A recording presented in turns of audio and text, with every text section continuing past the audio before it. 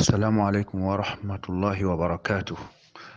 Derɗiraɓe julɓe, mi sani on to ɗum qissa on dammuka yani marka fa'idaji be boteji. Qissa goɗɗo jawmu cedejo, kanko man wi'ama o goɗɗo Suriya, o ɗon nder plen yakeji mako, amma o waɗi soyde jamu ɓawo ɗon docteur en surpreni mo mbimo o wodi cancer. Ngam man o yawi law o wati America, o ɗaɓɓiti l'hôpital lattinga cuklaninga ko larani hala cancer. O heɓi médecin jomu spécialisation mum ko larani cancer. On man ɓawo waɗanimo examenji lugguɗi résultat man latti ɗum résultat nga wela, wimo cancer man luggi jamum ha ɓandu mako, dainake, wala lekki ki o tammana ha nafamo. Ngam man on man wimo nasiya mum kam o loro ha mako ko tammoto ɓurata lebbi tati luttanimo ha ngendam mako, o heɓa o aransa yakeji mako.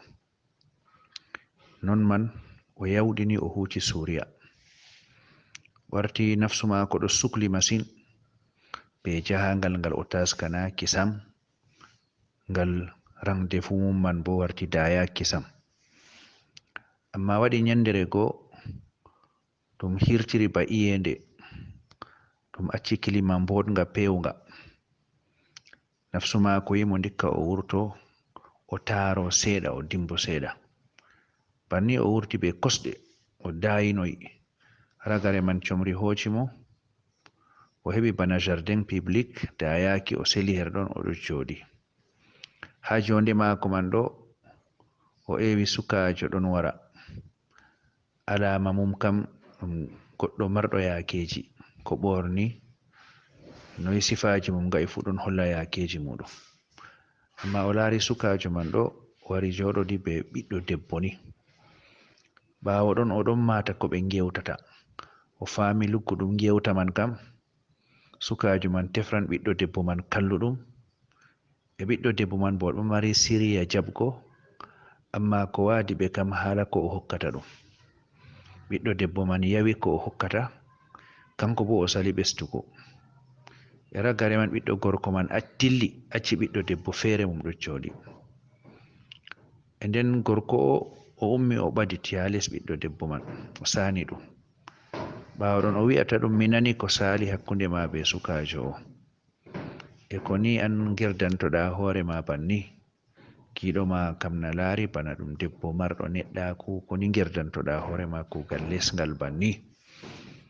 Ɓiɗɗo debbo man wimo wallahi mi yiɗa ngal, ɓade yakeji non gerɓinmi mi wona banni. Min o gorko am mayi accitiyam be ɓikkon, e bo haya min ngoni, e komi yoɓara haya man woda, e jotta kam miɗo teti fartego, mi wala bo dabare wonde fere. Ɗum man nafsu am kallungu yerbiyam, to mi heɓan kam ko banni bo mi waɗa no mi moftiro min be ɓikkon am. Jawab mako yurumi gorkojo o lattake bo o jawmu hundejo. O yata ɓiɗɗo debbo mi fami muskila ma, amma mi wawan mi wallite, amma be sharti. Ɓiɗɗo debbo man wi boɗɗum, to ɓiɗɗo debbo man sharɗi am kam lattoɗa a nangtoto, a waɗata kalluɗum. To a eftaniyam non, min bo mi eftante hajeji maɗa, mi heɓante sare e ngona be ɓikkonji maɗa, e bo mi eftan sarje ɓikkonji maɗa fu muɗum ɗum marata saɗende. Ɓiɗɗo debbo wi ɗo kam mi yetti, min bo mi efti. E be majum o hokki ɓiɗɗo debbo sare e wona, e ɓawo man bo o waddani ɗum kuje nyamdu, e ɓawo man bo o ta'i dow hore mako kala lewru fu o hokkan ɗum montan daidai nga o larata he'an kala hajeji muɗum fu. O waɗi ɗum ngam Allah ceniɗo banni kadi. Amma o lari bo ko luttanimo ha ngendam mako pamarum bana ko médecin wimo, e ngam man o windi ɗum ba ɗum wossuye. E nden ɓiɓɓeji mako acca ɓiɗɗo debbo o joɗo fodde ngendam mum, e bo kala lewru bo fu nda ko ɓe dokkata mo, ko o wala ɗon bo ɗum man kam ɗum lutta. Waɗi ɗum wossuye. ngam o ɗon laara ajal maako dunake. Kadi o ɗon respecti ɗum, kala ragare lewru fuu o yaran be hoore maako ha nokkure man o hokka ɓiɗɗo debbo man. Ɓiɗɗo debbo bo luttiɗo jooɗi be ɓiɓɓeji muɗum, yaakeji muɗum fuu mbooti. E nden ɗum fooɗi lebbi tati go ngadi o maayayi, ɗum fooɗi kadi bo o muñi bakini nduuɓu o maayayi, duuɓi ɗiɗi o maayayi, duuɓi tati o maayayi. E nden ɗum luttini non na wirlaaji ɗi o matata no ko ɓillata mo fuu o faami wirnake. E nden be majum warti jotta kam mas'ala kan serman kam ɗum mas'ala ka wartai bana ka ɗon kadi bo ha ngendam maako. O lutti o ɗon waɗa banni ni ha ɓiɗɗo debbo man mauni nasti jangirleji, oɗo efti sargeji muɗum. Ɓawo majum, ɓawo duuɓi nogas nde ngaɗi o mayina. Nde o mayi ɓawo asawere, ɓiɓɓeji maako tawi wossuye maako bo paami tindinore maako bo. Ɓiɓɓe man nawni ɗum masin, ngam wakkati ɓe tawi ɗum ɗo ɓe tawi ko lewru watiri waɗi asawere. Funi kam ko o wino ɓe njara ha ɓiɗɗo debbo ɗo yahaini, kam waɗi asawere, kanjum wiyete disde nde o mayiri man, ɓe nawni ɗum. Nden ɓe njowɗi lawi, ɓe koci montanga o wi man ɗo, ɓe njehi ha nokkure nde o wi, ɓe tappi parewal e be majum. Ɓiɗɗo debbojo wurti non kadi. E nden ɓe cani ɗum, ɓe mbi mo wayne neli min, nda ko o wi min gadda.